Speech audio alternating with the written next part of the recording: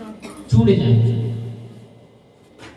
जब भगवान से इस तरह से प्रार्थना करते हैं तो भगवान अवश्य कृपा करते हैं, और जो हमारी बुरी आदतें हैं वो छूट जाती हैं।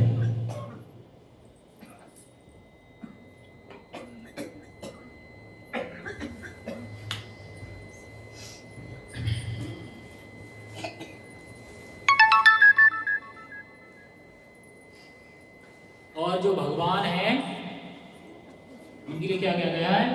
अहम हृदय से तिष्ठति। भगवान कहते हैं मैं सभी जीवों के हृदय में निवास करता हूँ। भगवान कहाँ रहते हैं? सभी जीवों के हृदय में निवास करते हैं। तो आपने देखा होगा वैज्ञानिक इस चीज को मानते हैं कि हमारे शरीर में सबसे ज्यादा क्रियाशील अगर कोई अंग है तो हृदय है। हृदय अगर काम करना बंद कर देता है तो उस व्यक्ति को क्या समझते हैं? तो गया। हमारा हृदय जो है कभी काम करना बंद नहीं करता। हमारा दिमाग भी जो है सुप्त हो जाता है।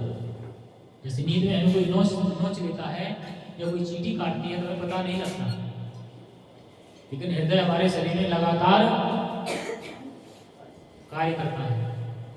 अगर हृदय काम करना बंद कर देगा, ब्लड पंप नहीं करेगा, रक्त संचार नहीं होगा, तो हमारे शरीर में जो है ऑक्सीजन का सही से प्रवाह नहीं होगा और हमारी हृदयघात से मृत्यु हो सकती है। इसलिए हमारे शरीर में सबसे ज्यादा सक्रिय अंग जो है वो हृदय है, क्योंकि वहां पर भगवान का निवास स्थान है।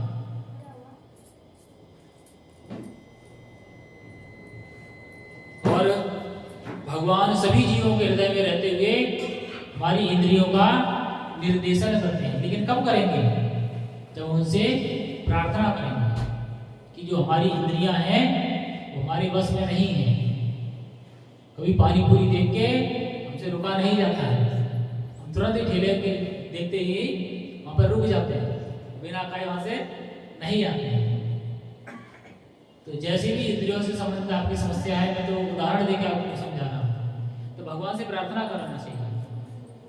क्योंकि बाहर की पानी पूरी खाएंगे तो उसमें बहुत सारी अशुद्धियां रहती हैं। अगर आपको खाने का मन कहता है तो बनाना सीखिए और घर पे बनाइए, भगवान को भोग लगाइए, फिर आप ग्रहण करिए। पानी पूरी बनी हुई मिल जाती है, रेसिपी आप लोगों से पूछ सकते हैं, हम बता दें उसका पानी कैसे बनाएंगे।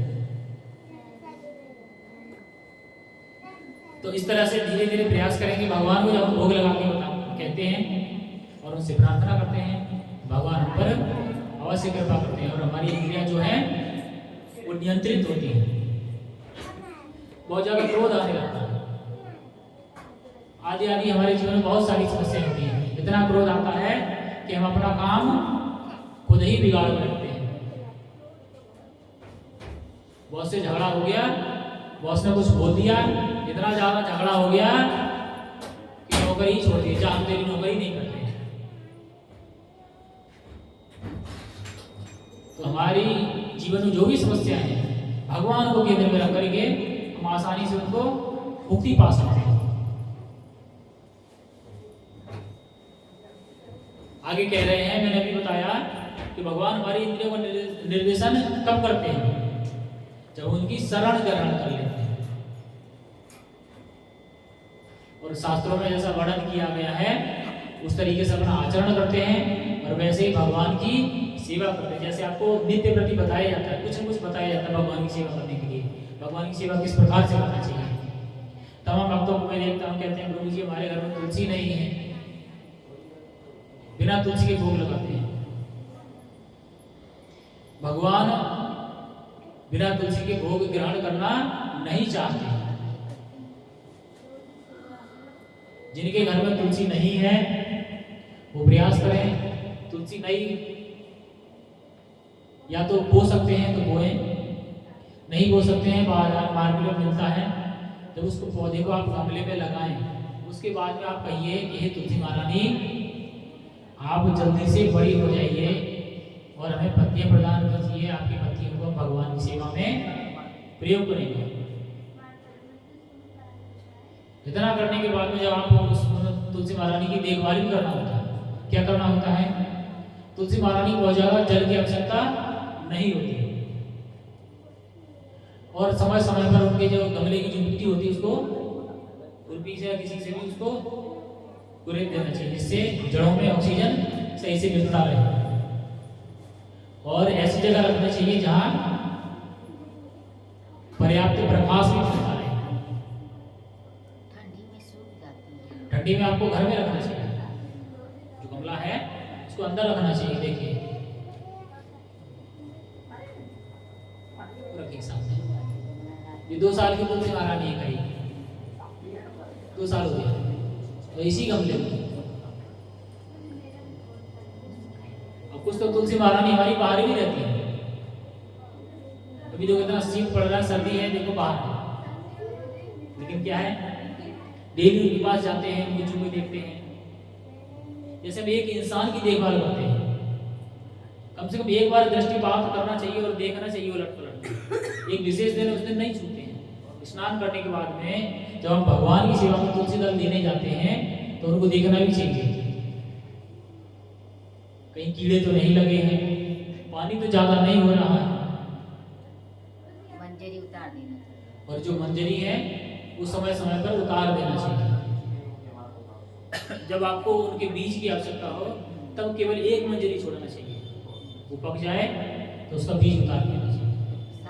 ढेर सारी मंजरियाँ आती हैं तो उसको क्या करें, भगवान के चरण में चढ़ा दें। भगवान को अर्पित करना चाहिए, डेली 2-2 3 दिन उतारो और भगवान को अर्पित करिए। ज्यादा हो जाता है मंदिर में ले आइए, माला बना के ले आइए। जैसे ज्यादा हो जाता है तो उसमें थोड़ी पत्ती रखिए मंजरी में, मंजरी के साथ में, और उसकी माला बना लीजिए। माला बना के मंदिर में ले आइए, भगवान की सेवा में उपयोग होगा।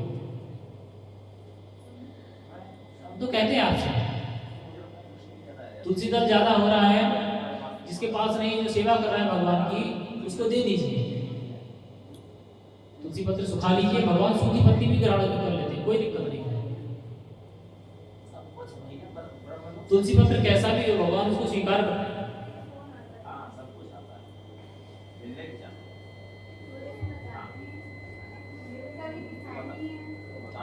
और भगवान कैसे निर्देशन करते हैं?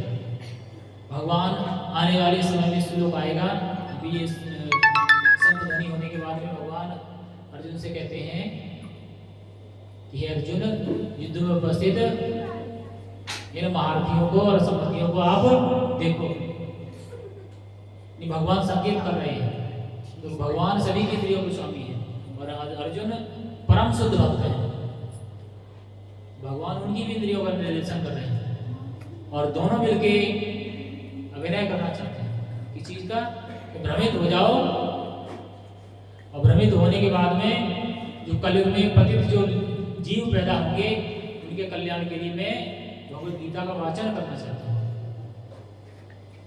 अर्जुन तो परम शुद्ध थे, उनको तो ज्ञान था कर्तव्य का, लेकिन भगवान की इच्छा से उन्होंने अपने आप को भ्रम में डाला और भगवान से बहुत सारे प्रश्न किए। पूछते हैं हे भगवान, हे कृष्ण, हे गोविंद, वो कहते हैं मैं वायु का वेग तो रोक सकता हूँ। अर्जुन महाराज के अंदर इतनी क्षमता थी, अगर कहीं तूफान चल रहा है अपनी धनुर्विद्या से उस तूफान को शांत कर सकते हैं। वो कहते हैं कि मैं मन के वेग को नहीं रोक सकता।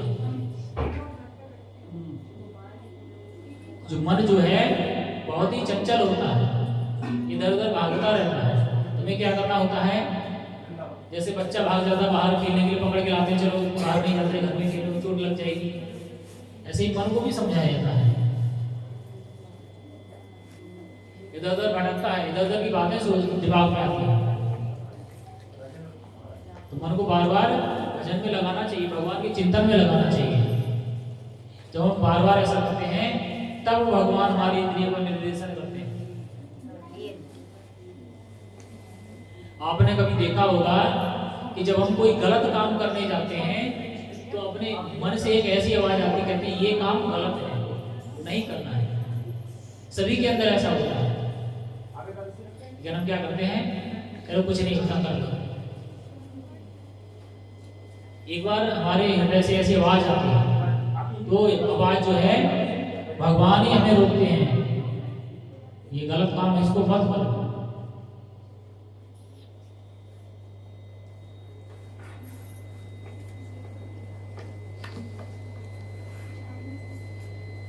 तो भगवान जो है अर्जुन जैसे शुद्ध भक्त की दिव्य इंद्रियों का निर्देशन करते हैं। जब भगवान से बातचीत करते हैं, उन्हें अपने हर सुख दुख का साथी बनाते हैं, तो भगवान हमारे जरूर मार्गदर्शन करते हैं, चाहे स्वप्न के माध्यम से, चाहे किसी वैष्णव को आपके जीवन में भेजकर आपकी जो समस्याएं हैं उनका समाधान करते हैं।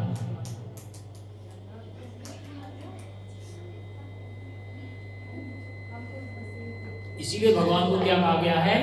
ऋषिकेश कहा गया है, तो वो समस्त जीवों की इंद्रियों के स्वामी हैं।